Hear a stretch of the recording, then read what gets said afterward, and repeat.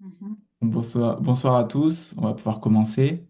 Bienvenue à ce webinaire Alumni for the Planet euh, qui va être tourné vers le passage à l'action surtout puisqu'on va avoir deux témoins qui vont partager leur expérience de passage à l'action au sein de leur entreprise.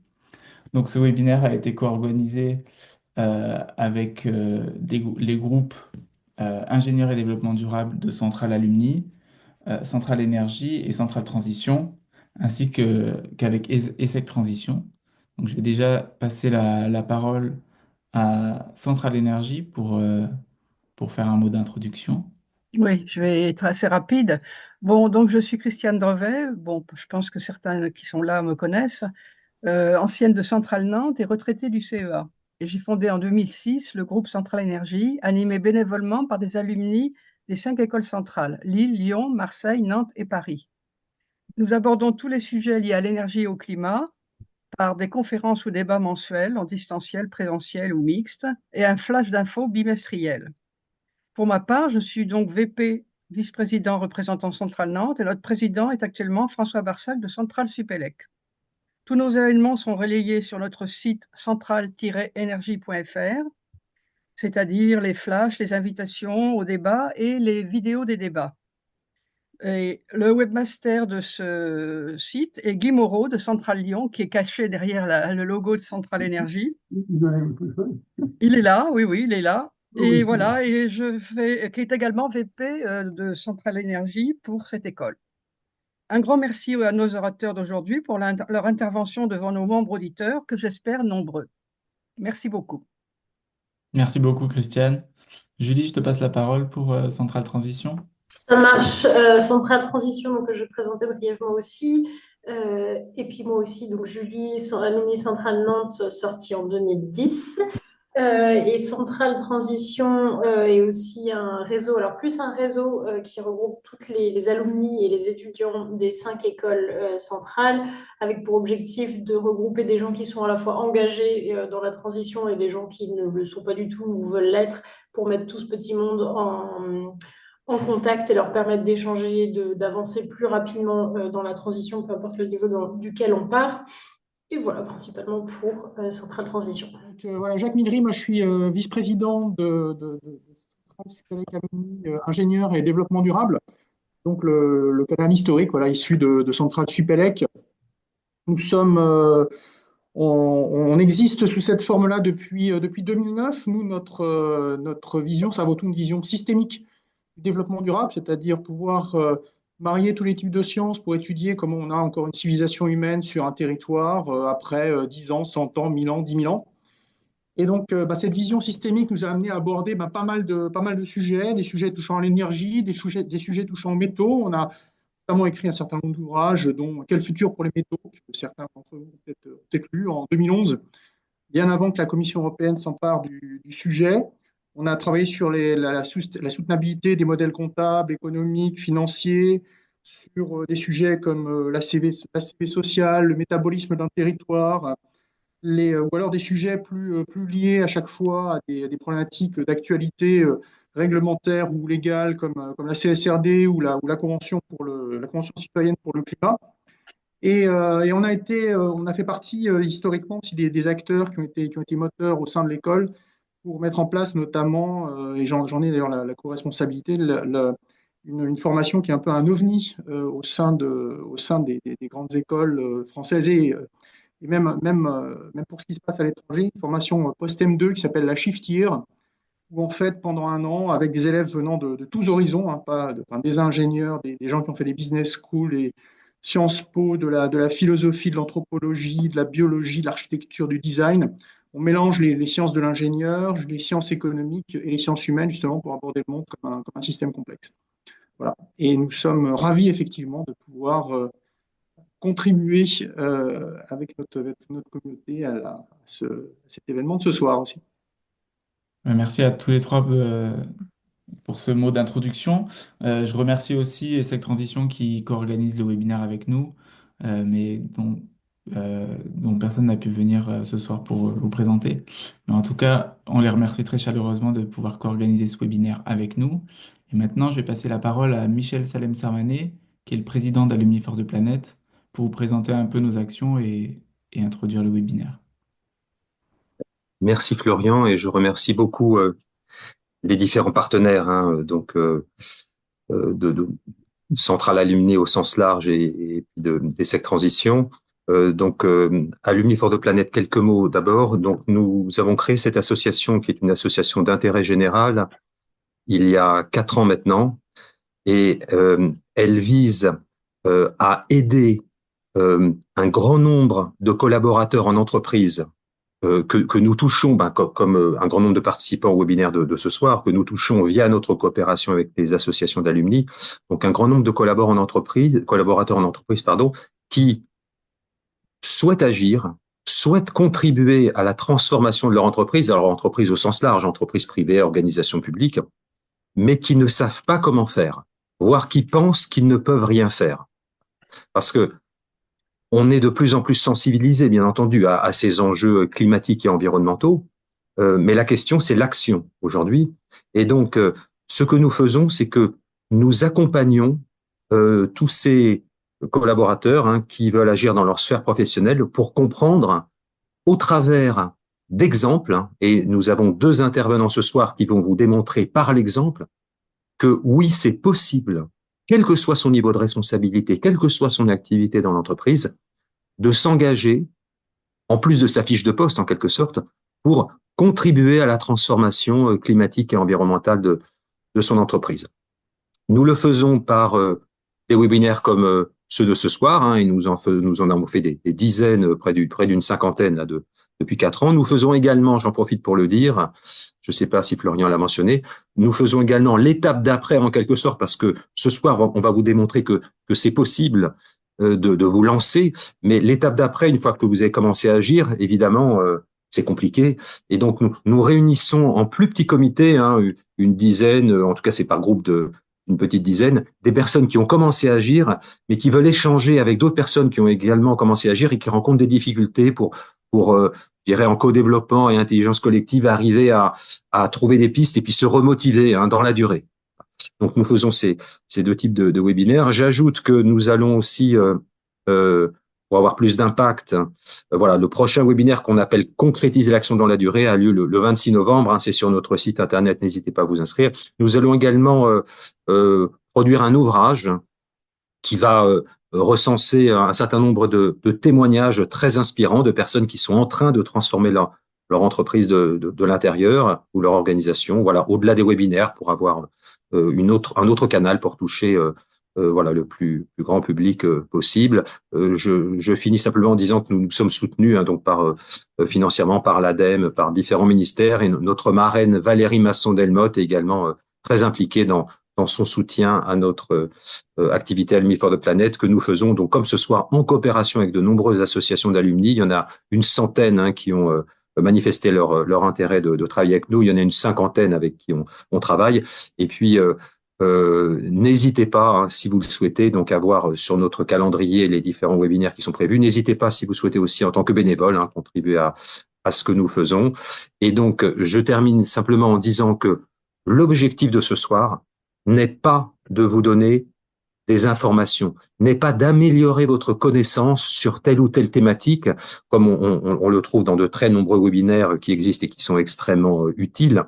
C'est de vous montrer comment concrètement, vous, à titre individuel, vous pouvez, dans les jours qui viennent ou dans les semaines qui viennent, commencer à agir avec d'autres, pas seul bien sûr, dans votre entreprise. Voilà, c'est ça l'intérêt, et nous allons le faire de façon très concrète par 2 exemples. Et donc, je vais passer la parole tout de suite au premier intervenant, Alexis Nicolas, qui va vous montrer comment, dans son entreprise, il a réussi depuis quelques années à faire bouger les choses, si on peut dire, mais avoir en tout cas un impact à l'échelle de son entreprise. Vous pourrez ensuite, via le chat, lui poser des questions, et ensuite nous passerons donc à un deuxième intervenant qui a Alexis, c'est plus au niveau d'une entreprise de services numériques, et notre deuxième intervenant a plutôt travaillé dans le domaine des achats. Donc voilà, deux interventions très complémentaires qui vont, on l'espère, vous inspirer à passer vous aussi à l'action au sein de votre entreprise ou organisation. Donc, merci beaucoup pour votre participation et surtout merci pour ce que vous pourrez faire au sein de votre sphère professionnelle. Finalement, je te propose à Alexis. Alors, je précise qu'Alexis est un habitué. Ça fait la 4e fois, mais chaque année, il a des choses nouvelles à nous raconter, voilà, qu'il nous explique. Mais c'est bien de quand même faire un peu l'historique et de recommencer par nous expliquer comment ça a commencé et pourquoi tu as voulu te lancer. Eh ben, bonsoir à toutes et à toutes. Merci pour l'invitation, pour le partage d'expériences qui, moi, m'a été utile et nécessaire, que j'avais pas trouvé via des webinaires de type Alumni for the Planet à l'époque, mais que j'avais trouvé par ailleurs. Donc, je suis Alexis Nicolas, je travaille effectivement dans une ESN, donc une entreprise de services numériques qui s'appelle Octo Technologies. Donc effectivement, comme le disait Michel, je vais considérer ce témoignage comme étant un petit peu le 4e épisode. Donc je vais aller assez vite sur certaines informations ou certaines choses que j'ai pu partager un peu plus en longueur et en détail les précédentes années, puisque donc c'est la 4e année consécutive que je fais que je participe à ces webinaires. Et donc, si je remonte un peu sur la question à l'origine, quoi, un petit peu, ou le déclic, ou le démarrage des actions que j'ai pu mener, ben, on va tomber quelque part entre 2018 et 2020. 2018, c'était plutôt une sorte de nébuleuse de prise de conscience, et puis 2020, ça a été, on va dire, un passage à l'action un peu plus structuré, plus coordonné, avec un peu de moyens aussi. Donc le déclic et les actions initiales, je dirais que d'abord il y avait un engagement personnel de longue date, et puis dans l'entreprise, au sein de l'entreprise, en 2018, un peu à l'époque de la démission de Nicolas Hulot. Donc pareil, dans la société française, il y avait un petit peu un peu d'émulation autour de ce sujet-là. À l'image de ça, en interne Autotechnologie, il y avait un peu ça, il y avait un peu des groupes informels, des apéros, des choses. Ça partait un petit peu dans tous les sens, plein d'idées de supprimer les touillettes en plastique, supprimer les sodas, mieux sourcer certains fournisseurs, notamment sur le papier, par exemple, enfin, sur tout ce qui est impression et compagnie. Allonger la durée de vie de nos terminaux numériques aussi, puisqu'on est une ESN, donc c'est pas négligeable probablement. En tout cas, plein d'idées, ça partait vraiment dans tous les sens, changer de fournisseur d'électricité aussi. Mais c'était une grosse cacophonie, je dirais, et à cette époque-là, j'avais eu un peu l'intuition, donc je parle de 2018-2019, j'avais un peu l'intuition que on manquait d'un outil pour y voir clair dans tout ça, pour se donner des priorités, pour savoir est-ce que les touillettes en plastique, ben, c'est important, c'est nécessaire, mais combien ça pèse par rapport à d'autres sujets. Et donc j'avais proposé à cette époque-là de faire un bilan carbone, de mener un bilan carbone au sein d'Octo-Technologies, et avec l'espoir en fait que ça nous donne un peu une photo priorisée des ordres de grandeur, et savoir un petit peu ordonnancer ces différentes idées. Sans nécessairement les brider, sans nécessairement dire celle-ci non parce qu'elle est trop petite, mais puisque même les petits pas sont importants, hein, les petits premiers pas sont ceux qui permettent les grands suivants, donc il faut pas les négliger non plus. Mais voilà, un peu l'idée de faire le tri dans tout ça. Euh, donc j'ai proposé ça. Moi, donc je travaille dans une ESN, une entreprise de conseil, et à un moment, je me suis retrouvé en intercontrat, janvier 2020, et je me rappelle bien ce moment-là où, à la rentrée de vacances de Noël, pour moi, c'était plus possible que mon métier, que mon quotidien ne soit pas davantage lié au sujet de transition, au sujet de transformation, notamment de l'entreprise. Et donc c'est là, avec quelques collègues, on s'est lancé, on a eu le soutien de la direction assez vite, en discutant autour de nous. On s'est lancé à trois personnes pour lancer ce bilan carbone. On s'est fait accompagner, parce qu'on n'avait pas toutes les compétences, mais on l'a fait donc avec une personne qui est venue témoigner d'ailleurs il y a 4 ans avec moi, qui s'appelle François Logier, qui a lancé les ateliers d'automne notamment. Et donc ça, c'était en 2020, on s'est fait accompagner, plusieurs personnes, on a fait ce bilan carbone. Alors peut-être bilan carbone, je vais expliquer très brièvement scope 1, scope 2, scope 3, parce que tout le monde n'est peut-être pas familier avec ça. Donc scope 1 et 2 sont les périmètres qui sont obligatoires pour les entreprises. Le scope 1, ce sont les émissions directes de consommation d'énergie fossile dans les bâtiments et dans la flotte de véhicules. Scope 2 sont toutes les émissions indirectes, donc notamment via les consommations électriques, mais ça reste les consommations d'énergie énergie. Et le scope 3, bah, c'est tout le reste. Et quand je dis tout le reste, c'est tout le reste, les déchets, les impressions, les achats de biens, les achats de services, la banque, l'assurance, enfin tout le reste, les déplacements des consultants, et aussi les émissions liées à l'usage des services vendus par Octo Technologies. Octo Technologies fait un certain chiffre d'affaires annuel. Et il s'agit de regarder qu'est-ce qui est lié, qu'est-ce qui est embarqué dans les émissions liées à ce chiffre d'affaires. Pas que au côté opérationnel, organisationnel, locaux, bâtiments, transport, mais bien aussi dans l'usage des produits vendus. Alors, si Octo avait fait des machines à laver, ça aurait été un peu plus simple. On aurait fait une ACV de machines à laver et on aurait compté le nombre de machines à laver qu'on vend et on aurait trouvé les émissions liées à l'usage des machines à laver. Octo Technologies fait des services numériques, donc concrètement des applications sur nos smartphones, des sites internet pour des services publics, etc., etc. Et en 2020, la connaissance était assez faible, assez basse, la connaissance scientifique, hein, j'entends, donc en termes de méthodologie, en termes d'outils, c'était pas très poussé. Et donc on a fait un peu ce qu'on a pu dans tout ça, avec dès le début et le soutien de la direction, l'envie de faire un bilan carbone ambitieux. Alors qu'est-ce que j'appelle un bilan carbone ambitieux? Moi je considère aujourd'hui qu'un bilan carbone qui ne conclut pas à il faut changer le business model de l'entreprise n'est pas un bilan carbone sérieux. Je vous donne ce petit tips. Alors par exemple quand j'entends Google, je vais prendre un Google, c'est facile de parler de cette entreprise dont tout le monde parle, mais quand Google parle des panneaux solaires qu'ils vont mettre maintenant avec l'intelligence artificielle, les achats de petits réacteurs nucléaires qu'ils veulent mettre pour faire l'IA, mais sans parler de son changement de business model, tout ça en atteignant la neutralité carbone, moi je considère que ça c'est pas un travail sérieux. Parce qu'il manque notamment d'où vient l'argent de Google via la publicité, quelles sont les émissions d'usage de ces produits-là vendus par Google. C'est pas inclus dans les travaux et en tout cas dans le scope de neutralité carbone qu'a Google, ce n'est pas inclus. Donc je considère que c'est pas un travail sérieux parce que ça ne remet pas en cause le bilan, le business model de l'entreprise. Pourquoi je dis ça? C'est parce que souvent on nous demandait à cette époque-là, est-ce qu'on est bien en bilan carbone quand on a fait notre photo à la fin? Est-ce qu'on est bien, pas bien? Et moi j'allais assez vite sur cette question puisque je considérais que comme à l'échelle mondiale, il va falloir réduire l'empreinte carbone à l'échelle mondiale par habitant, c'est de l'ordre de 3 à 4.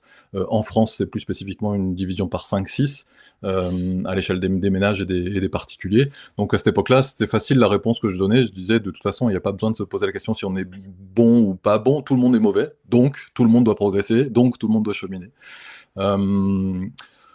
Donc voilà, ça c'était le déclic, les aventures. Les aventures, elles nous ont amené à faire pas mal de choses qui étaient assez intéressantes. Je vais parler plus des impacts, de ce que ça a généré. Donc de faire ce bilan carbone, ça a permis à tous les employés et la direction d'y voir beaucoup plus clair sur les impacts, donc entre les touillettes, entre l'allongement des ordinateurs, entre justement les fameux usages des services numériques vendus par Octo à ses clients.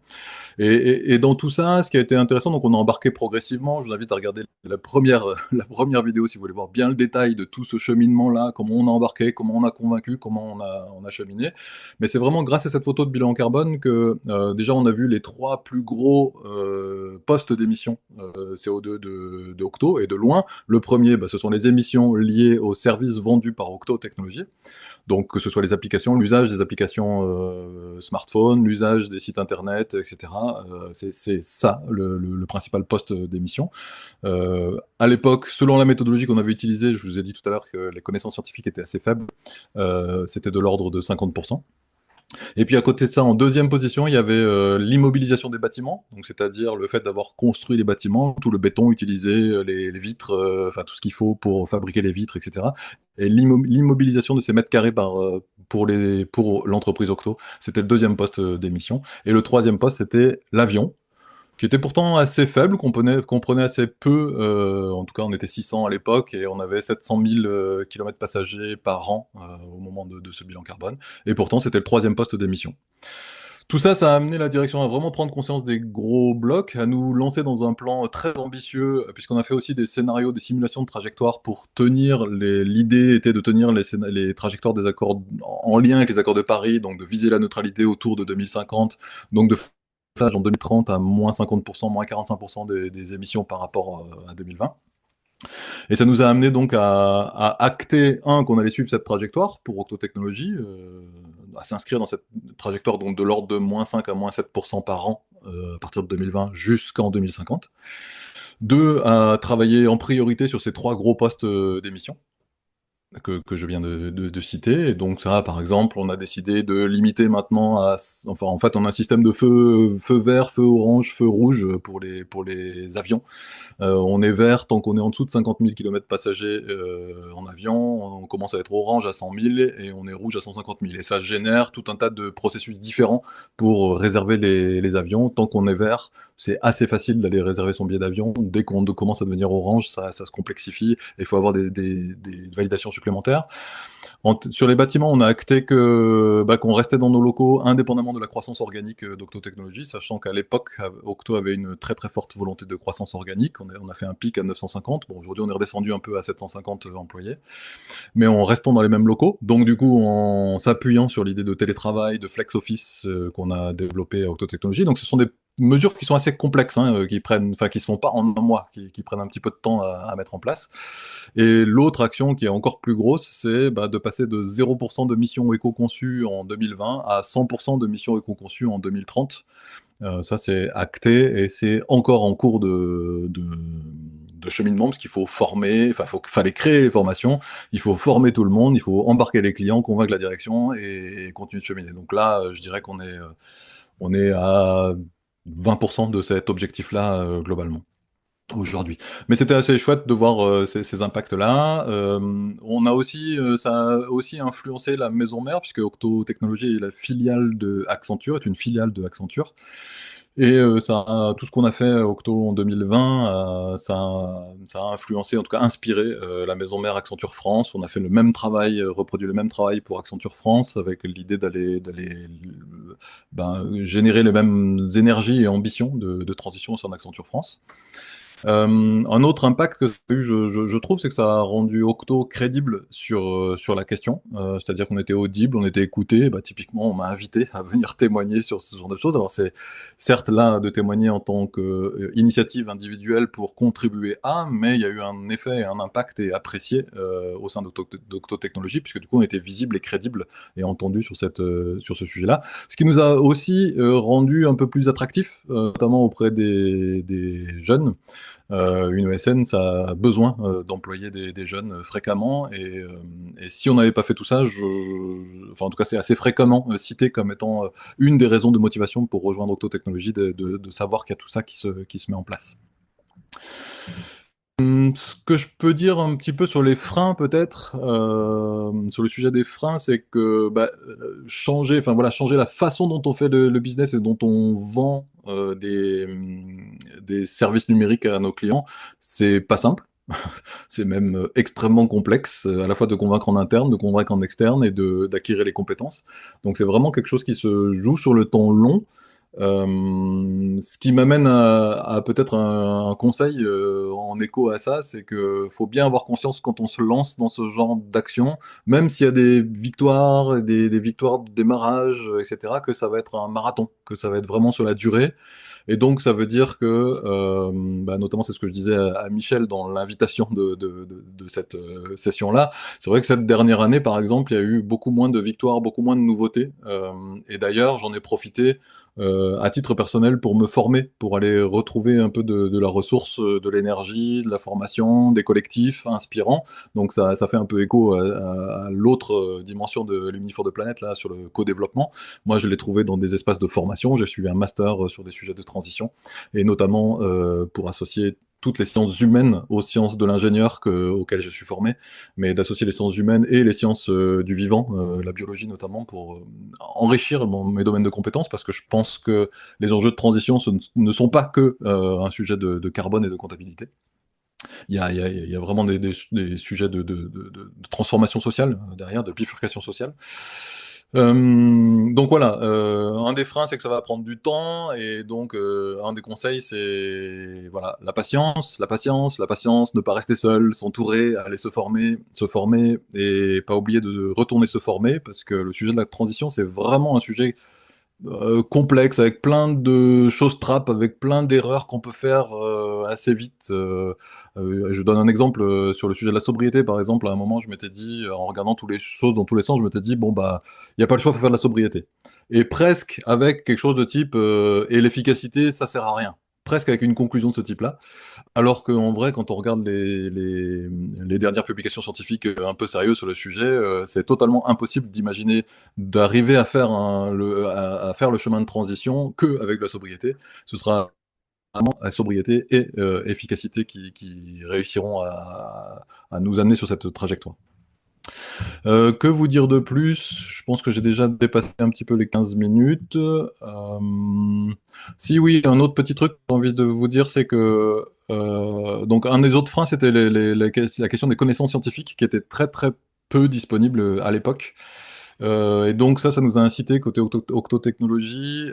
Moi, je suis le manager à financer en fait des thèses CIFRE pour contribuer à la connaissance scientifique, pour améliorer le champ de cette connaissance scientifique. Donc je suis manager d'un doctorant qui soutient la semaine prochaine d'ailleurs sa thèse, justement sur cette question de comment calculer les émissions, enfin pas que les émissions d'ailleurs, l'empreinte environnementale des services numériques. Donc on a financé une thèse de CIFRE, on a aussi fait un partenariat avec Carbone 4 sur les questions des émissions évitées par les services numériques. C'est une initiative qui s'appelle NZI for IT, Net Zero Initiative pour l'IT et l'informatique. Et ça, c'est vrai que c'est important pour nous, c'est important de se former, mais quand les connaissances ne sont pas assez disponibles, c'est aussi important que l'entreprise contribue à l'amélioration des connaissances en la matière. En tout cas, c'est notre façon de le voir. Peut-être un autre frein que j'ai envie de mentionner quand même, parce qu'il nous a fait beaucoup de tort, il nous a fait, enfin, on a encore le retour de flamme que j'appelle aujourd'hui, c'est sur le sujet de la viande. On avait une ancienne directrice qui tenait beaucoup à la question d'aller vers un repas, enfin d'aller vers des plateaux repas pardon, végétariens. Je trouvais l'initiative louable, importante, mais ça a généré beaucoup trop de résistance et de réticence. Tout ça pour en fait une dimension dans le bilan carbone d'Octotechnologie qui était vraiment ridicule, qui était l'épaisseur du trait. Et en fait, je trouve que ça a demandé beaucoup d'énergie pour faire quelque chose avec très peu d'impact et qui génère beaucoup de retours de bâton et de retours de flamme aujourd'hui, parce que ça va toucher à des conceptions, voilà, à des rapports un peu plus intimes qu'on a sur ce qu'on mange dans notre assiette. Ça peut être assez différent de ce qu'on fait en termes professionnels, quoi.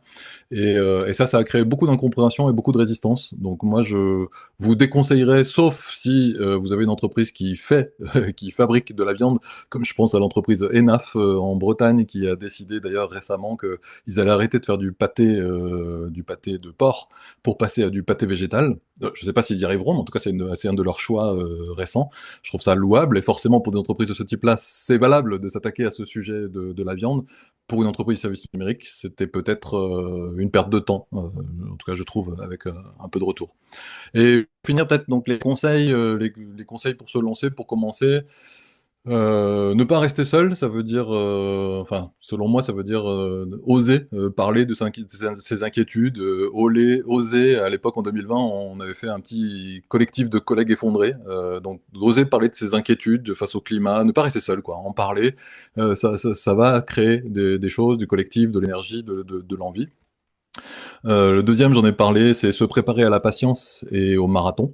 Et donc, ça veut dire prendre soin de soi et du collectif qui apparaissent.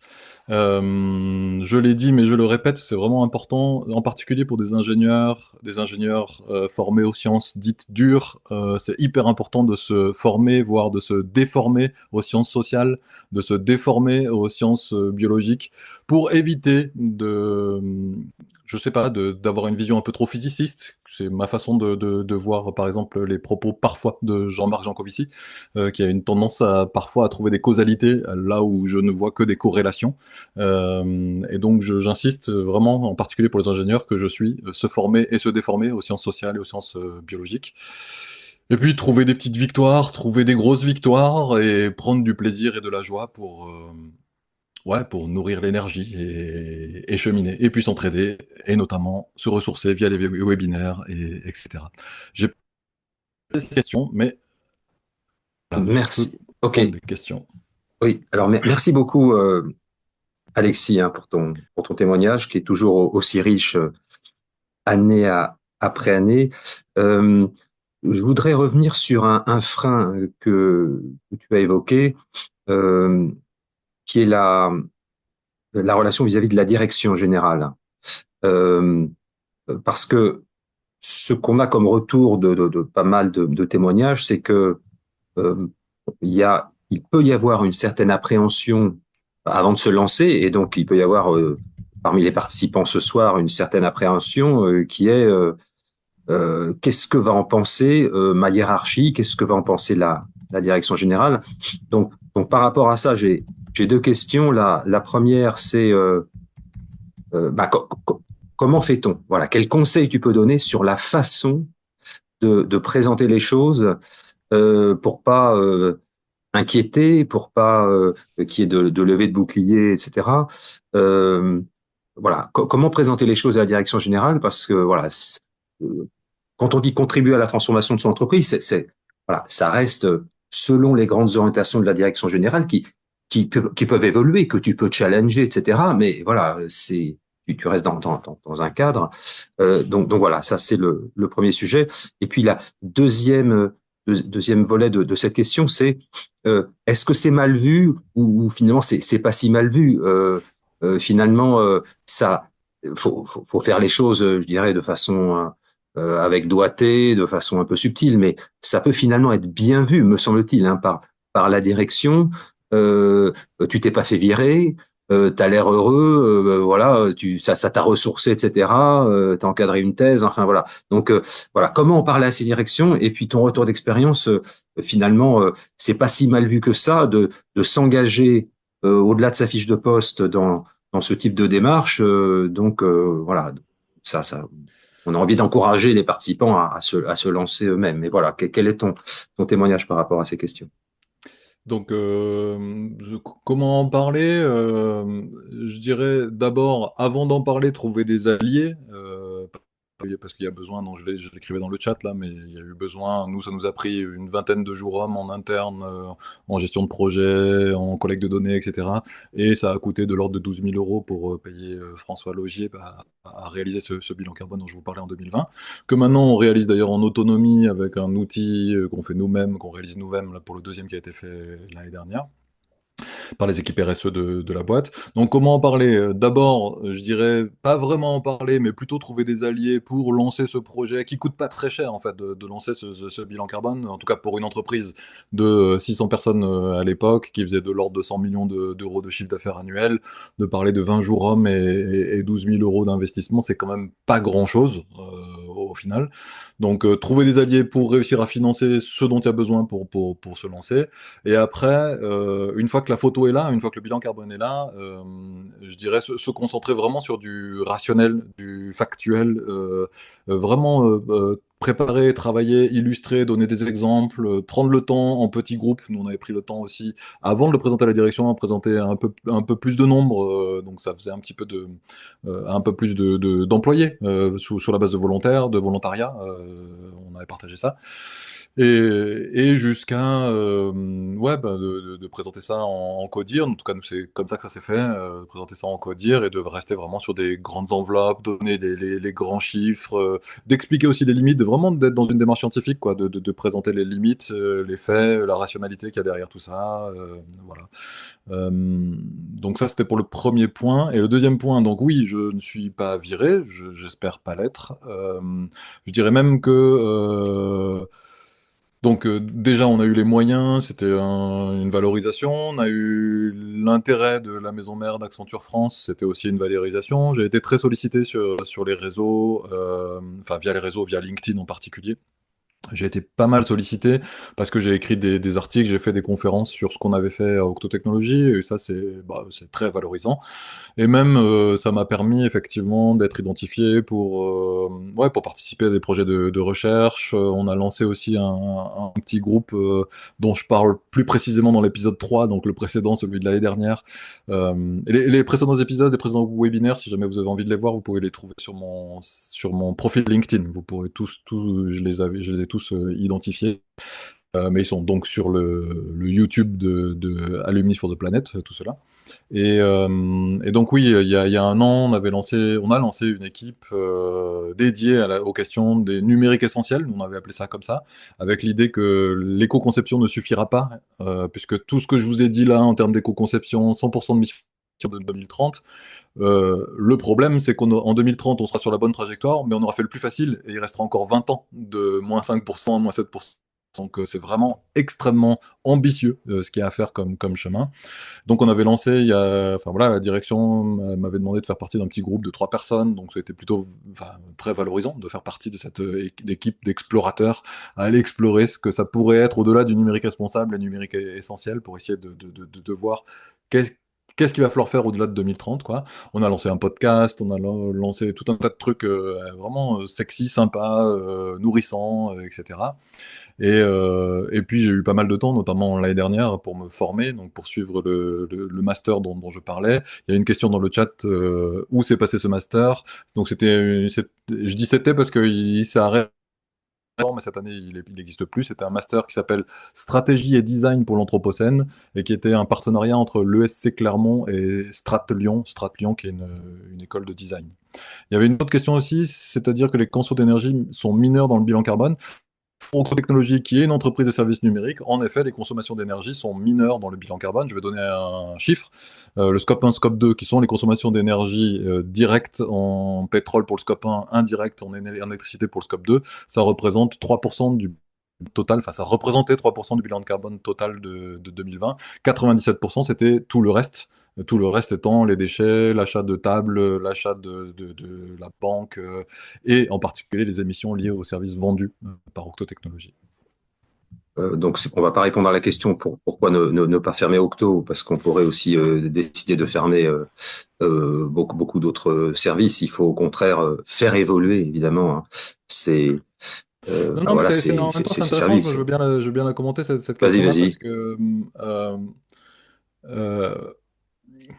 Parce que, enfin, en fait, je vais prendre le contre-pied, c'est-à-dire que aujourd'hui, moi, je fais même partie des gens qui peuvent s'attrister de l'impact du numérique à quel point ça a été un impact et ça a impacté nos vies, nos façons d'être. Le smartphone est partout, il faut partout la double authentification, enfin, etc., etc. Pour accéder au service public, c'est partout, c'est numérisé de plus en plus.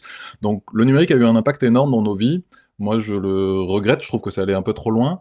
Mais en même temps, si le numérique a été capable de transformer à ce point la société, ben, finalement, le numérique pourrait peut-être être aussi une part du levier ou une part de la solution pour continuer de transformer et aller sur ce chemin de la transition.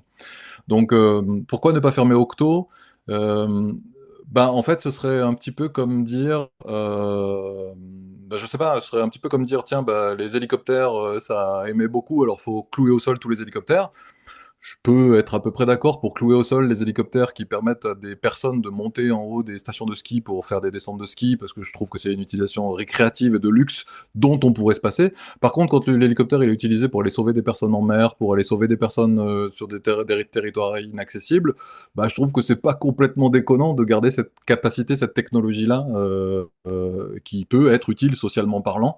Et donc, pourquoi ne pas fermer Octo? Bah, je dirais que si Octo est capable de se remettre en question et d'avoir de vrais positionnements de techno-discernement pour utiliser à juste bah, là où il y a de l'impact social et là où il y a de l'impact environnemental, ses services numériques, son savoir-faire et ses compétences, bah, je trouve que ça a du sens de la garder ouverte. Par contre, si Octo est pas capable de se transformer, pas capable de faire le chemin dont je parlais jusqu'en 2030, oui, je pense qu'il faudra réellement se poser la question de fermer Octo Technologies en 2031, si Octo, parce que ça voudrait dire qu'Octo fait plus partie du problème que de la solution.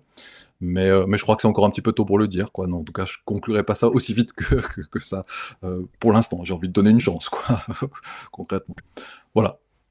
Et merci beaucoup. Donc, un grand merci à cette saison 4 avec Alexis Nicolas. C'était vraiment très intéressant d'avoir voilà, l'évolution de ton témoignage et de ta réflexion personnelle, mais aussi voilà, beaucoup de conseils pratiques que tu as donnés, voilà, et qu'on souhaite les plus inspirants possibles. Donc, je crois que tu as pu démontrer aussi par ton enthousiasme que c'est voilà, très intéressant, très valorisant de s'impliquer dans cette démarche et qui n'est pas mal vue du tout, à condition de le faire de la bonne façon par la direction, hein. Donc j'espère que ça. Peut-être j'ai aussi Vas-y. envie de rajouter une dernière chose, c'est que moi, souvent, je peux avoir le moral qui baisse sous le poids des mauvaises nouvelles, que ce soit le nombre de feux de forêt, que ce soit les déclins de la biodiversité, etc. Il y a beaucoup, beaucoup, beaucoup de mauvaises nouvelles, et encore sans parler de l'ambiance politique un peu délétère française en ce moment. Donc il y a beaucoup de mauvaises nouvelles, mais je trouve que bah, le meilleur remède aux mauvaises nouvelles, c'est l'action. Passer à l'action, s'entraider, participer et agir. Enfin, en tout cas, moi, c'est ce qui me fait tenir personnellement parce qu'il y a vraiment beaucoup de mauvaises nouvelles. Merci beaucoup, Alexis. Et donc, c'est bien l'objectif de ces webinaires, hein, l'objectif de notre association, que d'aider au passage à l'action, voilà, pour ne pas sombrer dans la frustration et le pessimisme, mais aussi pour avoir un impact au sein de son entreprise, voire d'autres entreprises qui pourraient prendre des initiatives similaires. Je vais maintenant donner la parole à Thibaut. Thibaut,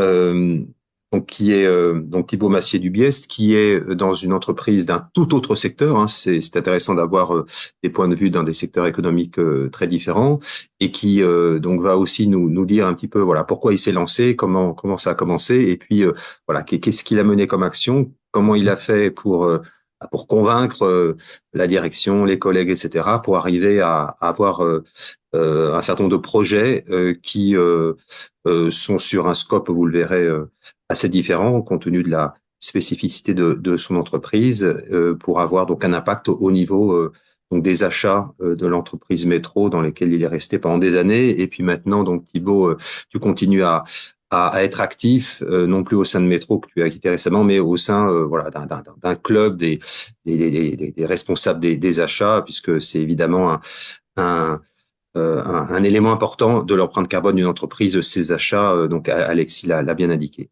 Donc je te passe la parole, Thibaut, et merci d'avance.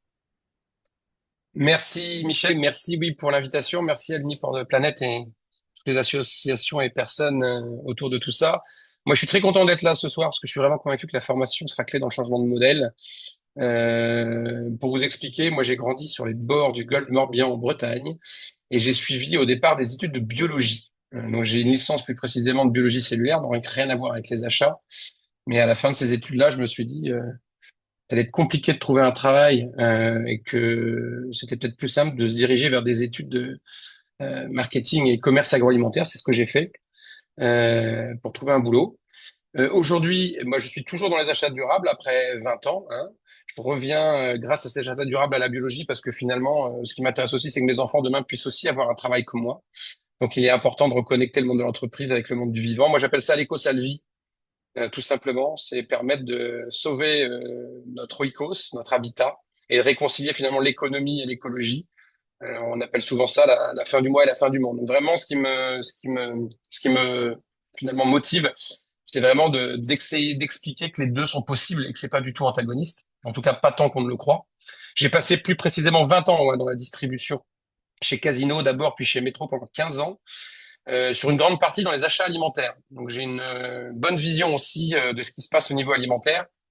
Et durant ces années d'achat alimentaire, j'ai vu aussi tout doucement les pénuries arriver, hein, ce basculement de la surproduction. J'ai notamment longtemps acheté sur les produits laitiers. Donc j'ai vu le monde passer d'une période de surproduction, on savait plus quoi faire du beurre et des poudres de lait, à des pénuries de plus en plus récurrentes et de plus en plus longues. Donc j'ai vu ce changement-là sur l'alimentaire et les 5 dernières années de ma carrière chez Métro, j'ai été nommé sur la direction des achats indirects. Donc hyper intéressant parce que là finalement on achète énormément de choses très diverses, très variées et je me suis rendu compte qu'on pouvait faire beaucoup mieux avec beaucoup moins. C'est ce que je vais essayer de vous expliquer tout de suite. Pour votre info, moi donc comme le disait Michel, je suis toujours dans le monde des achats. Je suis plus chez Métro, mais je suis toujours au sein de l'ADRA, donc au conseil de l'ADRA, l'association des directeurs achats. Et en ce moment, je réponds présent à tout ce à tout ce qu'on va me proposer pour essayer de faire avancer la cause, notamment dans la formation. J'ai travaillé chez Lumia, chez Indigo. Là, je commence à travailler avec les nouveaux géants. J'ai un projet sur la CEC. Donc je travaille aussi beaucoup à la Regen School. Je sais pas si certains connaissent. Vraiment des nouveaux modèles d'école qui essayent d'expliquer qu'on peut faire les choses différemment. Donc voilà, il me semble aujourd'hui hyper important et urgent de sensibiliser tout le monde économique sur le fait de changer de modèle. Parce que c'est bien ça dont il s'agit, c'est de changer de modèle. Alors je vais vous dire, franchement, sur les achats, c'est pas trop compliqué de faire moins, de faire mieux avec moins, parce que ça reste finalement l'essence même des achats, de faire de la sobriété, parce que quand on fait de la sobriété, on fait des gains d'achat, et que les gains d'achat, c'est généralement les objectifs qu'on va donner à des acheteurs en début d'année. Donc il y avait en plus cet avantage, en plus de finalement de mon historique de formation sur la biologie, je me suis vite rendu compte que les achats étaient peut-être l'interface la plus intéressante au niveau de l'entreprise pour aller expliquer que faire des économies, faire de la sobriété, c'était la même chose et que ça pouvait être aussi l'intérêt du monde de l'entreprise. C'est ce que je vais essayer de vous montrer ce soir. Si je parle un peu des réalisations, des impacts qu'on a pu avoir, je vais prendre des exemples un peu concrets, mais déjà pour en lister quelques-uns, pour voir tout ce que ça peut toucher quand vous travaillez sur les achats indirects dans le monde de l'entreprise. On va travailler sur les mobilités durables, on va travailler sur les énergies vertes, on va travailler sur les isolations. Je ne sais pas si vous connaissez Cool Roof, c'est de peindre les toits en blanc. On va faire des centrales froides au CO2 qui consomment moins, qui sont moins énergivores et auxquelles il n'y aura pas de fuite de gaz fluoré, donc ils vont aussi être moins réchauffants pour la planète. On a travaillé sur une conciergerie durable pour proposer du nettoyage de véhicules sans eau, pour travailler sur le fait de proposer des gourdes au bureau plutôt que de prendre des gobelets toujours différents chaque jour, arrêter les boîtes en plastique, par exemple sur notre cafétéria, proposer des paniers de fruits et légumes sur les produits de démarque dans nos magasins. Donc, je ne vais pas vous faire la liste de tout ce qu'on a fait, mais ça permet déjà d'avoir un peu une vision peut-être globalement de ce qu'on peut faire quand on est sur des achats indirects. Alors avant de commencer à parler d'un sujet précisément, moi je voudrais aussi vous expliquer qu'on a travaillé en logique aussi au niveau organisationnel. On parle beaucoup de triple bottom line ou de 3P. C'est sur ce modèle-là qu'on a souhaité, avec mes collaborateurs, organiser le service du département achat indirect. On l'a renommé directeur des services et achats internes. Et dans cette organisation, on a gardé finalement les acheteurs pour qu'ils gèrent le pôle profit. Les services généraux sont devenus les services collaborateurs pour vraiment répondre aux besoins des collaborateurs pour le service people. Et puis après, l'équipe, il y avait une équipe management de l'énergie. Eux ont eu en charge le rôle du pôle planète. Et finalement, avec ces trois entités, on parlait de systémique tout à l'heure, je pense que c'est ce qui nous a aussi beaucoup motivé, c'est d'avoir ce regard à 360 degrés pour permettre aux services, au département, sur chaque projet, de se dire, voilà, je vais pas juste avoir les objectifs de profit à court terme, mais par contre, sur chaque projet que je vais mener, il va falloir que j'ai un tiers de profit, un tiers de réponse aux besoins de mes collaborateurs ou de mes clients, accessoirement, et un tiers sur des réponses aux problématiques environnementales. Ce qu'on a essayé de faire, donc, c'est de travailler énormément aussi sur le besoin pour faire tout ça, parce que pour faire ça, il faut aussi re-questionner, je pense que c'est peut-être la phase numéro 1 quand on est aux achats, re-questionner le besoin de nos collaborateurs. On est là pour répondre à leurs attentes, ils ont des besoins et nous, en tant qu'acheteurs, on va acheter les produits et services qui sont nécessaires au fonctionnement de l'entreprise. Donc, on a souhaité passer du besoin apparent au besoin réel. Je prends un exemple tout simple. Aujourd'hui, vous avez un collaborateur qui vient dans l'entreprise, il est 4 dirigeants, on propose des SUV, donc lui, il va vouloir un SUV, c'est le besoin apparent. Mais le besoin réel, c'est une voiture. Il n'a pas forcément besoin d'un SUV, on peut partir sur une voiture urbaine beaucoup plus petite, surtout s'il l'utilise qu'en ville. Ça, c'était finalement la première étape et on a été encore plus loin. On s'est dit, c'est finalement le changement, c'est re-questionner le besoin, mais en restant toujours dans le même modèle. Aujourd'hui, on travaille quand même sur un modèle qui me semble être un modèle causal. Je me fixe des objectifs et je vais y mettre les moyens. Et nous, on a décidé de travailler différemment et d'aller questionner, en plus du besoin, questionner carrément le modèle. Et on a essayé de travailler via un système qu'on appelle l'effectuation. Je ne sais pas si ça parle à certains, le modèle effectual. C'est quelque chose que je trouve d'hyper intéressant. Plutôt que d'avoir un modèle classique, on suit des objectifs, c'est ça le modèle causal, et puis on va déterminer les moyens nécessaires pour l'atteindre. Et nous, on inverse la problématique. Et on va dire, pour répondre aux besoins, on va déjà déterminer les moyens disponibles avant vraiment d'aller fixer les objectifs. On s'est rendu compte aux achats que finalement, il y a beaucoup de choses qu'on a déjà dans les entreprises. C'est assez vrai pour les particuliers aussi. Et que finalement, on utilise très très mal ou très très peu. Je vais vous prendre un exemple très concret qui va reprendre les 5 items du modèle effectual. Je ne sais pas si vous les connaissez, je vais juste vous les rappeler peut-être avant de commencer. L'effectuation, c'est faire avec ce que l'on a. C'est prendre des risques acceptables, tirer parti des surprises en 3. Ensuite, c'est co-construire. Et puis finalement, en dernier, en 5e étape, c'est de créer le contexte, vraiment d'essayer de réinventer aussi notre univers et d'avoir un narratif qui soit emballant pour les collaborateurs. Comment on fait ça sur un exemple très concret? Je vous prends un exemple, peut-être un des premiers exemples que j'ai eu à traiter en arrivant sur ce service. J'avais 6 véhicules de service qui étaient sur le parking. Dans beaucoup d'entreprises, les départements ont des véhicules de service qui servent très très peu pour faire 1000, 2000, 3000 kilomètres par an, et on s'est rendu compte que ça n'avait aucun sens. Donc on s'est dit, bah tiens, est-ce qu'on pourrait pas les faire différemment, en avoir moins et les partager, parce qu'il n'y a pas besoin d'en avoir un par service. Donc on a déjà commencé par faire avec ce que l'on a. Hein, voilà, on avait aujourd'hui des véhicules inutilisés. On s'est dit comment on peut les utiliser mieux. On les a basculés en véhicules électriques très rapidement parce que ça coûtait pas plus cher finalement, et surtout sur le long terme ça coûtait même moins cher. Donc notamment sur les véhicules de service qui étaient sur nos différents magasins. Et puis après on s'est dit ben voilà, maintenant il faut qu'on les partage. On a mis en place d'ailleurs, on parlait du smartphone tout à l'heure, je pense qu'il va être indispensable aussi pour être plus sobre, parce que le smartphone permet aujourd'hui de partager un véhicule sans avoir les clés et de gérer des réservations à distance. Donc on a partagé ces véhicules-là et ça a permis finalement aux collaborateurs, plutôt que d'avoir leur voiture de service attitrée, d'avoir des voitures partagées. Très rapidement, on s'est rendu compte que ben on a d'autres collaborateurs d'entreprise qui ont trouvé notre service super, et plutôt que de réserver des VTC, des taxis ou faire des locations courte durée, certains nous ont demandé pourquoi on ne pourrait pas bénéficier de ce service. On leur a dit OK, on a élargi donc le service à d'autres besoins pour remplacer justement ces besoins de taxi ou de location courte durée. Et là, on est vraiment dans tirer parti des surprises de l'effectuation. Pourquoi finalement pas proposer un service un peu plus large avec ce qu'on avait mis en place? Et puis on a été même encore plus loin parce qu'on s'est rendu compte que bah, c'est super de rendre service à tout le monde, mais ça ne marche que pendant la semaine et hors vacances. Donc pour les week-ends, les soirées, les vacances, on s'est dit mais pourquoi on n'irait pas proposer ces véhicules pour des besoins perso? J'achète un canapé sur le Bon Coin, bah, le week-end, j'utilise la camionnette pour aller faire la livraison. Le soir, je veux faire des courses, bah, je loue un véhicule que je rends le lendemain matin pour les besoins de l'entreprise. Donc, on a proposé aux collaborateurs d'utiliser ces véhicules pour des besoins personnels. Donc ça a cartonné. Surtout quand ça nous a permis de faire une offre hyper économique pour nos collaborateurs, tout en plus générant des rentrées d'argent additionnelles qui finançaient finalement en partie ces véhicules qu'on payait tout seul avant. Ok, super. On se dit, bah tiens, on va pas s'arrêter là. Finalement, maintenant qu'on a une flotte partagée, pourquoi on ne proposerait pas aux collaborateurs qui ont des véhicules de fonction de se passer de leur véhicule de fonction pour profiter de cette flotte partagée? Donc voilà, c'est ce qu'on appelle créer le contexte. Hein. On a réinventé un peu notre narratif et on a proposé aux collaborateurs qui avaient des véhicules de fonction de basculer sur cette flotte partagée. Et notamment de basculer via un crédit mobilité. Moi, je l'ai fait. Hein. J'avais, comme tout cadre dirigeant, mon beau gros espace qui tournait finalement 2 fois par mois. Donc j'ai rendu mon véhicule et en échange, j'ai eu un montant de crédit mobilité qui m'a permis soit de louer les véhicules quand j'en avais besoin, soit de prendre du train, soit d'acheter un vélo électrique. Donc voilà, on a vraiment mis en place ce crédit mobilité. On a bien sûr en parallèle de tout ça, je vous disais, hein, basculé sur de la flotte durable, donc électrique. Hyper important, bah, ça suivait aussi la réglementation. On s'est dit, bah, si on a des véhicules électriques, il faut aussi qu'on fasse des bornes pour les collaborateurs. Très bien, on a mis des bornes. Maintenant qu'on a des bornes, bah, comment on met de l'électricité dans ces bornes? On peut se connecter au réseau, mais on peut aussi faire de l'énergie plus verte. C'est là qu'on a été signé en 2019 un PPA, un Power Purchase Agreement, qui n'existait pas d'ailleurs encore en France, c'était le premier, étonnamment. Sur une durée de 3 ans, on l'a fait juste après, derrière, sur une durée de 20 ans. Ça nous a permis donc de verdir notre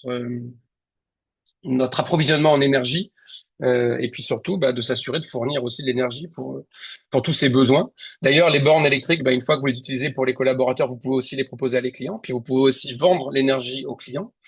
Et puis pour finir, on a été encore un peu plus loin parce que ces panneaux électriques, ces panneaux solaires, pardon, qui étaient sur nos entrepôts, moi, tous les projets qu'on a mis en place, on n'a jamais demandé de capex finalement quasiment à la direction. Donc plutôt que oui, parce que plutôt que de demander des capex et qui auraient coûté des dizaines de millions, on a fait venir à une entreprise, un tiers financeur qui a financé les panneaux à la place de métro. Et en échange, bah, on lui remboursait tous les mois finalement l'argent qu'il nous faisait gagner en énergie. Et on a profité de cette opération financière pour attribuer une partie de ces financements en financement participatif pour nos collaborateurs. Donc, élément hyper important, on a proposé à nos collaborateurs de participer au financement des panneaux solaires avec un taux de rendement qui était de 5%. Je peux vous dire qu'avant l'inflation, c'était juste énorme. Et en plus, de les engager sur un projet d'entreprise et de verdissement de l'entreprise. Donc, vous engagez les collaborateurs, vous leur faites gagner de l'argent pour verdir l'entreprise et les rendre fiers de leur entreprise. Je peux vous dire qu'une fois qu'on a fait ce projet-là, on a vraiment réussi à avancer. Et alors, pas tout le monde, hein, je peux vous le dire, on va être très clair. Ça reste aujourd'hui encore une minorité des gens dans l'entreprise qui sont vraiment engagés pour ces choses-là. Mais on a un engagement des collaborateurs, on a des économies pour l'entreprise, on a des réductions de VES pour la planète. Donc finalement, on est vraiment dans cette stratégie 3P People Profit Planet qui nous permet de répondre à tous ces items finalement et être positif pour tout le monde. Donc, on réconcilie la fin du mois et la fin du monde. Par rapport à ces éléments-là, si je peux donner moi des conseils très pratiques sur cet exemple-là, c'est bien évidemment ce que je viens de vous dire, considérer ces 3 P dans leur globalité. On parle beaucoup de TCO dans les achats, le Total Cost of Ownership, pour prendre en compte les coûts de maintenance, les coûts d'énergie sur un produit ou un service. Aujourd'hui, il faut aller plus loin. Il faut avoir vraiment cette vision à 360 degrés avec la CV. Donc on a essayé de plus en plus de réfléchir à ça. Et puis aussi de réfléchir long terme. Hein, je vous parlais des PPL. Notre PPL plus long a été sur 20 ans. Je vous cache pas qu'au départ, quand vous allez voir votre siège en Allemagne et que vous leur proposez de signer un contrat sur 20 ans, ils vous regardent avec des yeux grands écarquillés, sachant que la stratégie long terme dans une entreprise, c'est plutôt 3 ans. En tout cas, la vraie stratégie d'entreprise, parce qu'on annonce souvent des choses qui sont tellement éloignées qu'on n'arrive jamais à le faire. Donc, on a eu cette vision. Voilà. Moi, le conseil très pratique là-dessus pour avoir ces projets-là, c'est vraiment d'avoir une vision 360 sur le long terme. Un conseil aussi à donner, c'est de stopper aussi peut-être les objectifs court terme. En tout cas, moi, c'est ce que j'avais fait à l'époque. Je peux vous dire que aux achats, ça reste encore une exception. D'ailleurs, à l'époque, quand j'avais annoncé ça, mon CEO, il m'avait dit, Thibaut, tu peux pas faire ça. On l'a quand même fait parce que à la fin, il nous a laissé tranquille. On l'a quand même fait. Mais j'ai stoppé, pardon, les gains annuels, les gains financiers annuels aux acheteurs. Ça leur permet aujourd'hui d'être beaucoup plus finalement constructifs dans le temps long. Je prends l'exemple de mon PPA. Quand vous signez un PPA sur 10, 15 ou 20 ans, la première année, vous perdez de l'argent parce que ça a des frais d'avocat, de réalisation de contrat, d'études de projet, donc ça coûte un peu d'argent. Et que finalement, la première année, voilà, la deuxième année, vous gagnez pas d'argent. En plus, c'était à l'époque où les prix de marché étaient bas, donc on n'a vraiment rien gagné, on a même perdu un peu d'argent. Par contre, au lieu d'être dans la performance, ça c'est aussi un élément très important, vous êtes dans la robustesse et vous permettez finalement à votre entreprise de sécuriser son apport d'énergie. Et puis, je peux vous dire que quand l'énergie a explosé 2 ans après, là, on a fait des très, très, très grosses économies. Hein. Certaines entreprises étaient à plus 300 ou 400% d'augmentation sur leur énergie. Nous, cette année-là, on était à plus 4%. Donc voilà, donc on a réussi aussi à gagner là-dessus. Et puis ce qu'il faut avoir en tête, c'est que pour justement pas être court-termiste, il faut aussi penser long terme, partenariat. Moi, je pense qu'un conseil à donner, c'est de bien comprendre qu'on est passé d'une économie de surproduction, le marketing et la vente avaient finalement peut-être les faveurs de l'entreprise. Il faut maintenant convaincre l'entreprise que les achats, dans une économie plus de pénurie, vont être très, très importantes. Je prends un exemple encore tout bête. Hein. Moi, une acheteuse qui était très, très performante avait négocié des prix hyper intéressants sur des chambres d'hôtel. Je peux vous dire que l'année suivante, la chaîne d'hôtel nous a appelé en disant, écoutez, vous avez les prix les plus bas chez nous, on manque de disponibilité, donc on arrête de travailler avec vous. Donc on avait les meilleurs prix du monde, mais on n'avait pas de chambre.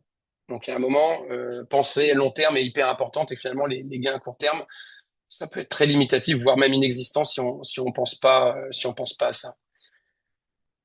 Pour avancer et peut-être un peu terminer là-dessus, il y a 2 choses qui me paraissent importantes. Donc en dehors de cette vision 360 et long terme et de cette réflexion justement en triple capital systémique, il y a 2 leviers aussi toujours à utiliser, qui sont pour moi l'intelligence collective. C'est hyper important de travailler en collaboration. Je vous parlais de la notion de définition du besoin. Plus vite, on va aller trouver nos prescripteurs internes sur la définition du besoin en amont, mieux on va pouvoir creuser. Hein.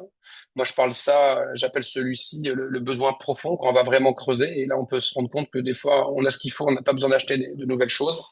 Donc, c'est le premier point. Et le deuxième point, c'est l'innovation et surtout l'innovation low-tech.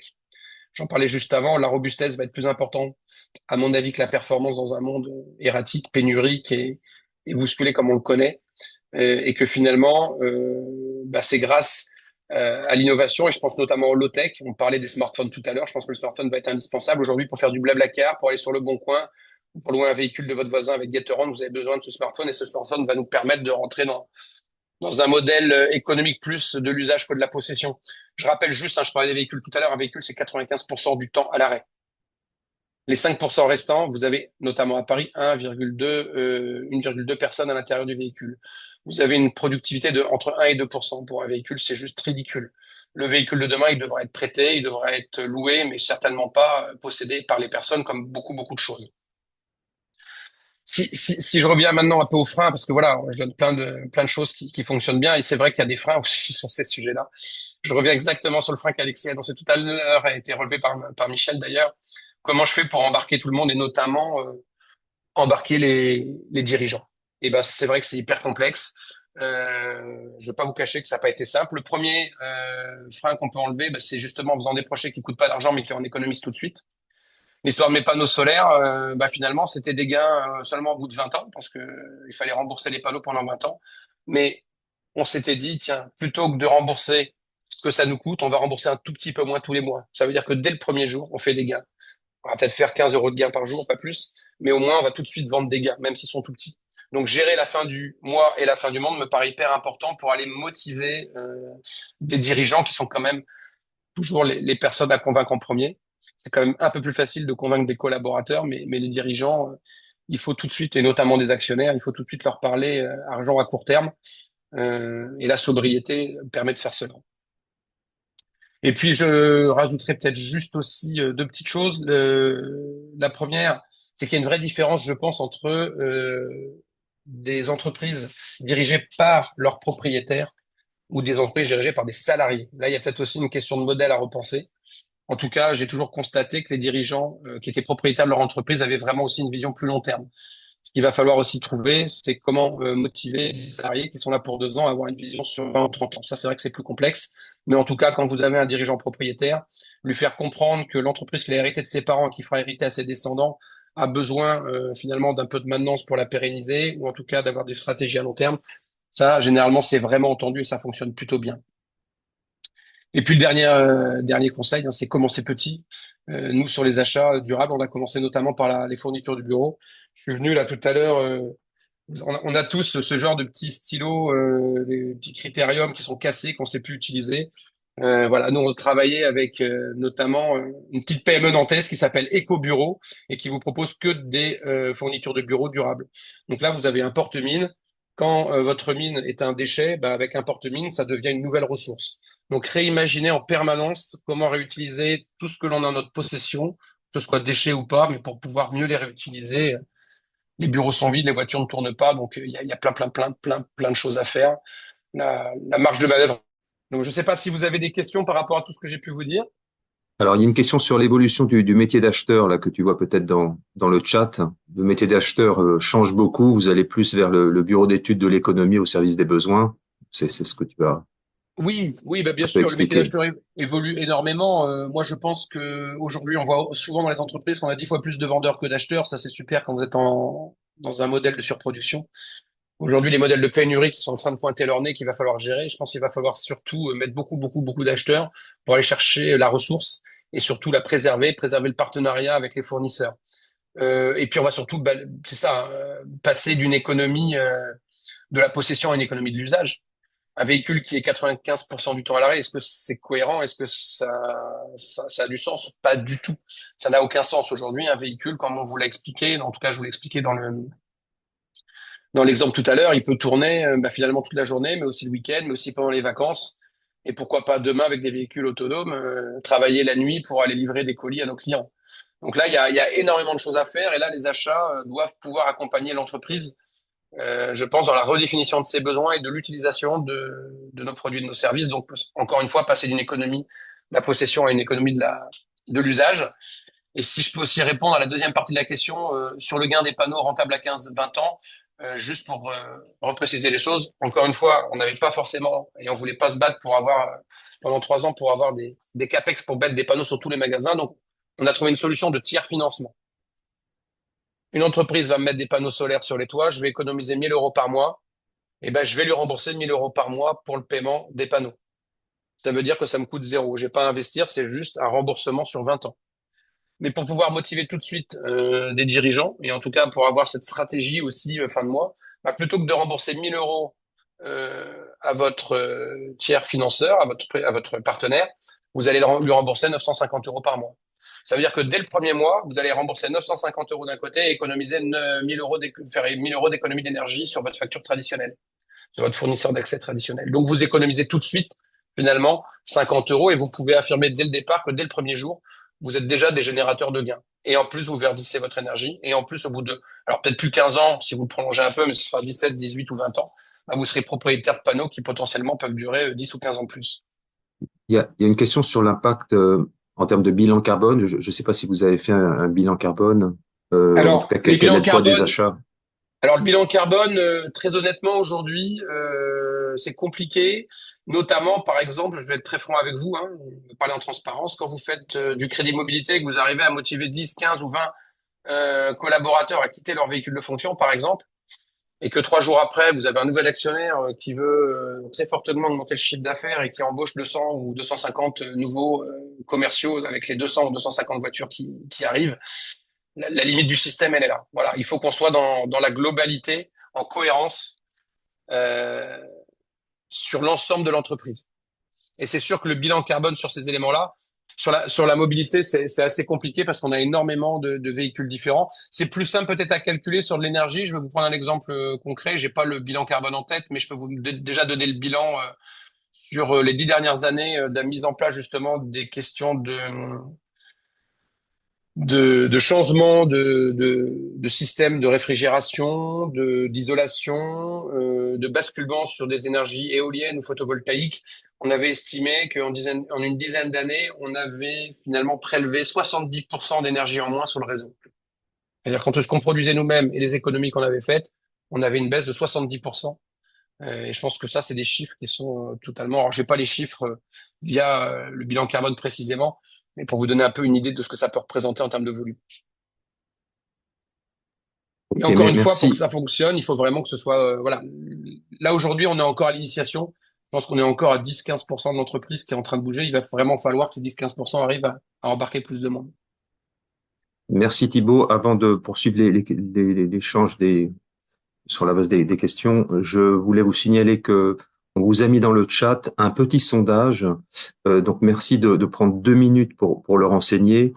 C'est un sondage qui permet d'évaluer l'impact des webinaires que nous organisons en termes d'intention de passer à l'action. Donc on a mis au point ce sondage avec notre conseil scientifique qui permet d'évaluer à partir de quelques questions, vous allez voir très simple, si vous avez l'intention à brève échéance d'engager telle ou telle action. Voilà, c'est important pour nous que l'on puisse mesurer évidemment l'impact de ces webinaires. Et puis c'est aussi une demande de nos financeurs, ADEME et ministères avec raison. Donc merci d'avance. Thibaut, je voulais peut-être revenir sur la question de l'alignement avec les orientations de la direction. Donc comme je l'ai demandé tout à l'heure à Nicolas, parce que c'est quand même souvent la question qui est posée par certains participants. Bon, tu as mis en avant beaucoup de réussites. En même temps, voilà, est-ce qu'il y a eu des difficultés, des incompréhensions ou des, un dialogue qui a dû voilà, être réitéré pour convaincre et de quelle façon? Parce que il peut quand même y avoir des freins, évidemment, à ce niveau-là. C'est ce que je disais, oui, les freins, ils sont là, et notamment au niveau de la direction. Quand vous êtes face à des dirigeants qui sont eux-mêmes dépendants d'un actionnaire, je vous rappelle qu'aujourd'hui, un groupe comme Metro a été partiellement racheté par un milliardaire qui s'appelle Monsieur Kretinsky, qui a racheté aussi Casino récemment, son ancien employeur, donc il rachète un peu tout le monde en ce moment et qui a fait fortune dans les énergies fossiles dans l'Est de l'Europe. Donc c'est sûr que les attentes d'un actionnaire sont pas forcément les attentes qu'on peut avoir nous en tant que salariés. Donc arriver à connecter ces deux choses-là, c'est pas simple. C'est pour ça que je vous disais, et c'est peut-être plus facile aux achats que dans d'autres départements, que pour moi l'objectif a toujours été d'aller vendre des projets en étant rentable tout de suite, en faisant des économies tout de suite, ou alors très rapidement. De montrer que finalement l'économie et l'écologie, je parlais de la fin du mois à la fin du monde, étaient cohérents ensemble. Quand on est aux achats, encore une fois, vous êtes objectivé la plupart du temps sur des gains à l'achat.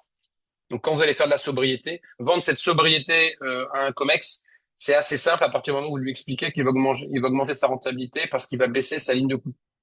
Donc ça, c'est vraiment la première des choses à faire. Il n'empêche que la limite aussi du système et un des freins, c'est sur les modèles. Les modèles qui sont fortement ancrés encore chez certains. Je peux vous dire qu'aujourd'hui, je sais pas ce que les gens en pensent autour de l'écran, mais le modèle social que représente la voiture de fonction est énorme et considérable. Et on a encore une grande partie des personnes qui pensent que pour avoir un statut de cadre dirigeant, il faut la grosse voiture qui va avec. Et peut-être que le plus dur, c'est aussi quoi, une des choses les plus difficiles à faire, c'est changer ces modèles-là et d'expliquer aux personnes que on sera pas un plus mauvais patron parce qu'on va arriver en vélo au bureau. Et là, il y a un point clé quand même.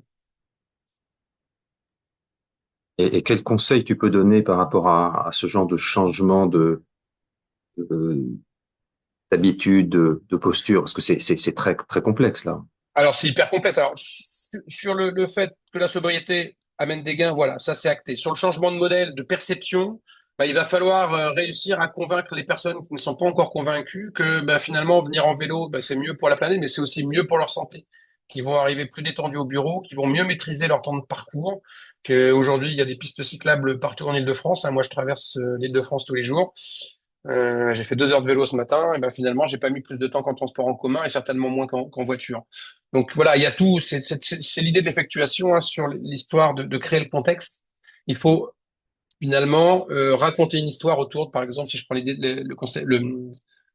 l'exemple de cette mobilité, il faut réenchanter la mobilité douce. Comment aujourd'hui j'arrive à expliquer que je gagne du temps, que je suis plus économe, que ça peut être sympa, que c'est mieux pour ma santé. Donc voilà, il y a toute une histoire à raconter autour de ça et à réinventer. Ça peut passer, je pense, par des concours internes, hein, celui qui fera le plus de vélo dans l'entreprise, des récompenses, des mises en avant. Ça passe aussi, je pense, par entre guillemets un souhait des collaborateurs à changer. Un COMEX il bouge aussi parce que vous avez pas mal de collaborateurs qui remontent aussi le fait qu'ils veulent changer.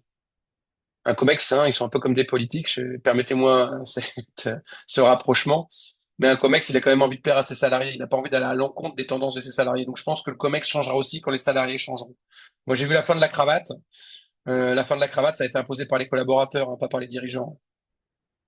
Et finalement, les dirigeants se sont adaptés à cette tendance pour sembler rester en proximité de leurs collaborateurs. Le jour où les dirigeants comprendront qu'ils sont plus en proximité de leurs collaborateurs en utilisant les mêmes moyens de transport que sont le métro, le vélo ou le covoiturage, peut-être qu'on arrivera à avancer. Mais voilà, je pense que le point, il a à travailler là-dessus. Ok, je redis donc aux participants, hein, n'hésitez pas à renseigner le sondage, hein, pour permettre de mesurer l'impact de ces webinaires, c'est important pour nous. Euh, je voulais te poser une question, Thibaut, par rapport à Oui, tes fonctions actuelles. oui. Donc, tu côtoies de nombreux directeurs des achats. Est-ce que tu peux aussi nous faire bénéficier du retour d'expériences que tu as potentiellement d'autres directeurs qui ont voulu faire évoluer les choses au sein de leur entreprise? Voilà, comment qu'ils s'y sont pris, quels freins ils ont pu rencontrer, et voilà, quel conseil, toujours dans ce domaine particulier des achats, mais qui est très important, tu pourrais donner aussi aux participants. Alors, c'est jamais bon d'être la première personne à annoncer une mauvaise nouvelle. Et aujourd'hui, l'acheteur, dans un modèle économique qu'on connaît actuellement, qui est de produire toujours plus, bah lui doit aller chercher toujours plus de matières premières.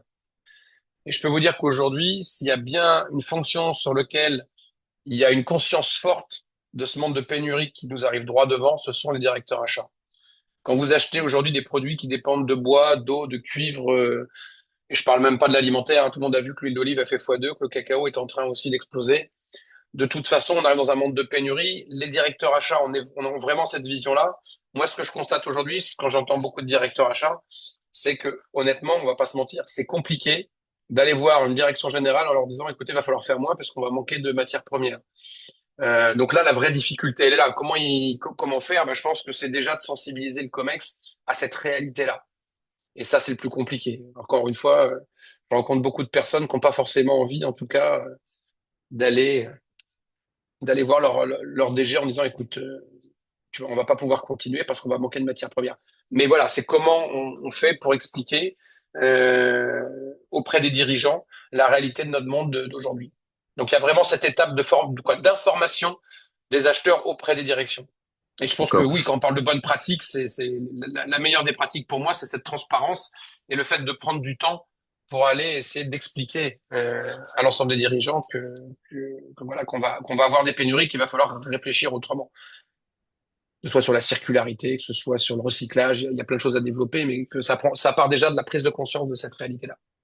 Merci Thibaut. Je voulais poser une question, alors peut-être à la fois à Thibaut et à Alexis. Euh, Comment vous réagissez vis-à-vis de collègues qui ne partagent pas du tout vos convictions sur voilà l'importance de faire évoluer certaines pratiques, le modèle économique, voilà, parce voilà, il est important, comme on l'a vu, d'embarquer des collègues, de rapidement de former un groupe, parce que tout seul, c'est évidemment difficile.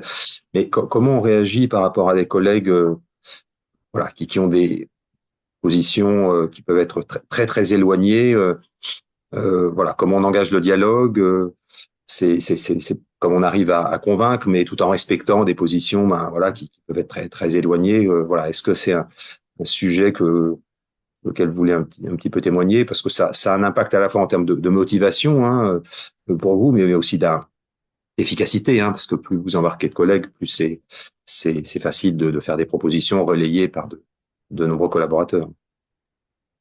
Donc, je sais pas, Thibaut ou Alexis. Ouais, Bien. ouais, je viens, si vous voulez. Moi, ce que je crois aujourd'hui, vraiment, ce qui est important, pas persuadé que d'aller convaincre les plus réfractaires, ce soit le chemin à prendre. On a des gens très très réfractaires, on le voit sur de nombreux sujets, hein, notamment sur le climato-scepticisme. Allez convaincre, parce qu'il y en a dans les entreprises, hein, allez convaincre un climato-sceptique qu'il faut passer de la voiture au vélo. Je suis pas persuadé que vous allez arriver à quoi que ce soit avant un sacré bout de temps. Pour moi, le plus important et le plus efficace, certainement, c'est plutôt d'aller fédérer les personnes convaincues ou à peu près convaincues. Et plus on va réussir, je pense, à faire grandir ce pôle dans les entreprises de personnes convaincues ou à peu près convaincues, plus justement on va pouvoir faire, comme on dit, hein, c'est comme l'adoption d'un nouveau produit. Quand vous avez 10-15% de la population qui adhère, généralement le reste bascule plus vite derrière. Mais je pense qu'il faut plutôt se concentrer sur ceux qui sont prêts à basculer ou ceux qui ont déjà basculé pour essayer de créer une force qui va justement permettre de tout embarquer sur son chemin. Parce qu'il y a vraiment des gens qui sont bloqués, il faut être honnête, hein. Et je pense que ces gens-là, on perd son temps à essayer de les convaincre, il faut mieux aller chercher les autres, à mon avis. En tout cas, je te rejoins, Thibaut, sur en tout cas les réfractaires durs. Je trouve que c'est une perte d'énergie, perte de temps, voire même ça crée l'inverse, de vouloir aller les chercher. Donc je pense que c'est vraiment à éviter. Euh, Par contre, ce que je trouve intéressant, c'est plutôt les personnes. Je pense par exemple au comité de direction qui était composé de 25 personnes à l'époque où on a fait le bilan carbone.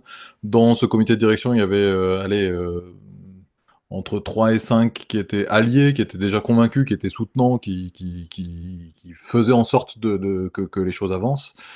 Il y avait, je dirais peut-être trois quatre réfractaires, mais je sais même pas très très bien les identifier parce qu'ils probablement ils ont évité de me parler. Enfin, en tout cas, je les connais pas en détail, ils sont pas expressément manifestés.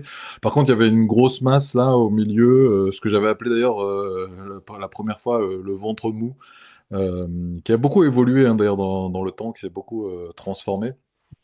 Et ce ventre mou, donc c'est quelqu'un c'est des personnes qui n'ont pas vraiment des grosses convictions contre, qui n'ont pas non plus de grosses convictions pour. Et ça, c'est des personnes que je trouve hyper intéressantes à côtoyer, à écouter, à les questionner. Et une des façons que j'ai eu de faire, c'était aussi d'assumer mes propres contradictions. Je me rappelle certains déjeuners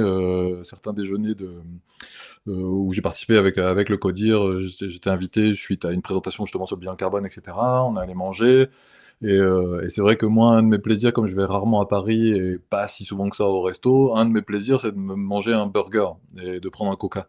Et forcément, pour moi, l'écolo de service de Octo Technologies, me demander un burger et un coca à table de la direction, c'est avec les gens de la direction et avec ce ventre mou, et d'assumer ces contradictions tout en expliquant pourquoi je le faisais, quel était le rôle enfin, moi, je me donnais un certain nombre de quotas. À l'époque, j'étais, je crois, pas plus d'un morceau de viande rouge par toutes les 2 semaines. Maintenant, je suis à tous les 2 mois.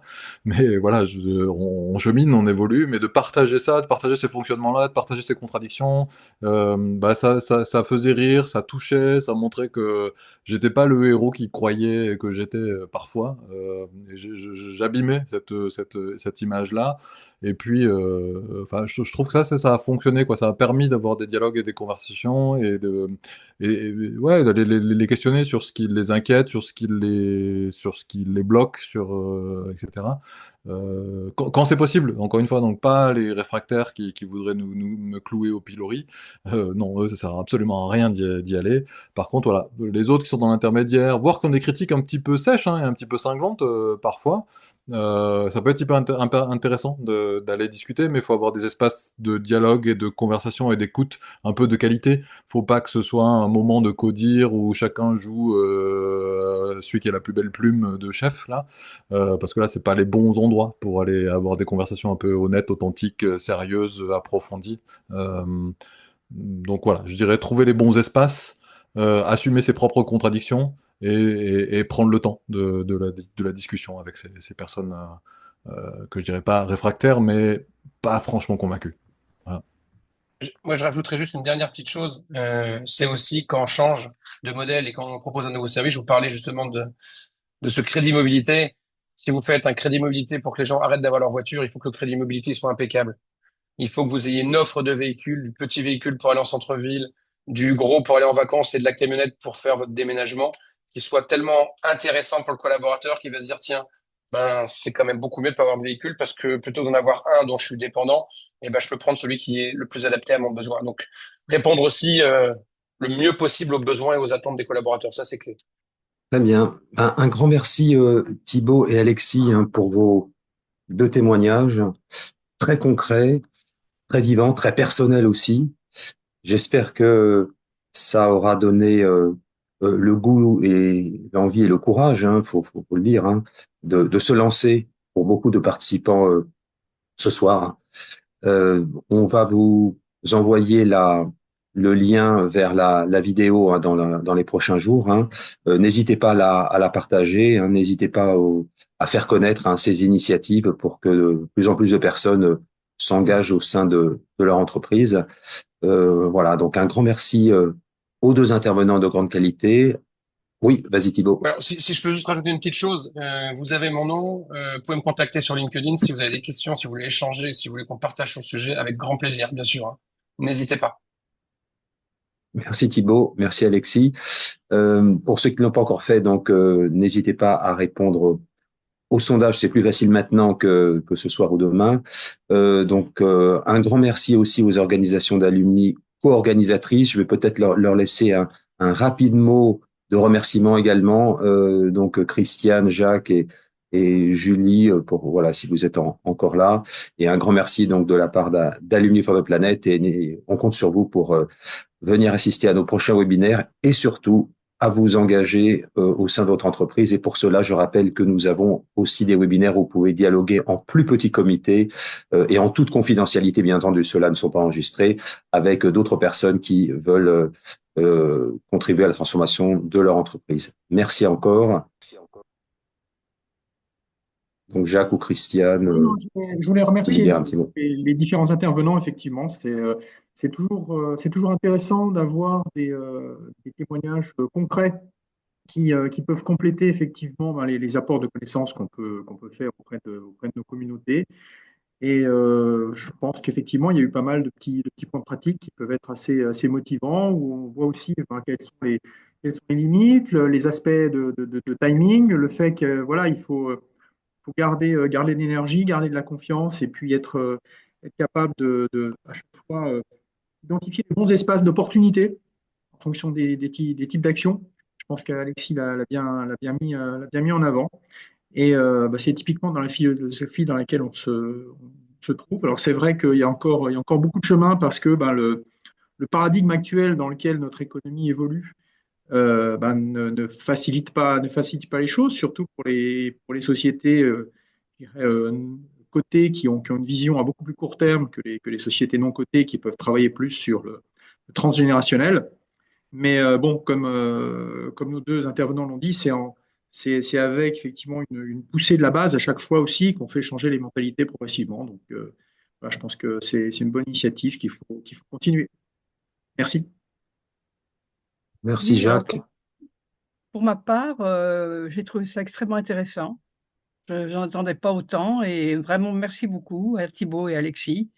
Bon, moi, je suis pas dans le monde du travail, donc j'en tirerai pas profit moi-même, mais je pense que nos auditeurs qui ont pu venir de Centrale Énergie vont y réfléchir. J'espère que ça va beaucoup les intéresser, ils tenteront d'agir aussi de leur côté. Voilà. D'ailleurs, je leur poserai la question éventuellement par un petit questionnaire personnel de notre côté. Merci beaucoup, Christiane. Effectivement, on pourra tout à fait envoyer un questionnaire complémentaire par mail à tous les inscrits. Donc voilà, en tout cas, au nom d'Alumni for the Planet et des associations partenaires, un grand merci à tous les participants. Encore merci à Alexis et Thibaut, et on ne manquera pas de vous réinviter une prochaine fois. Merci et très bonne soirée à tous et tous.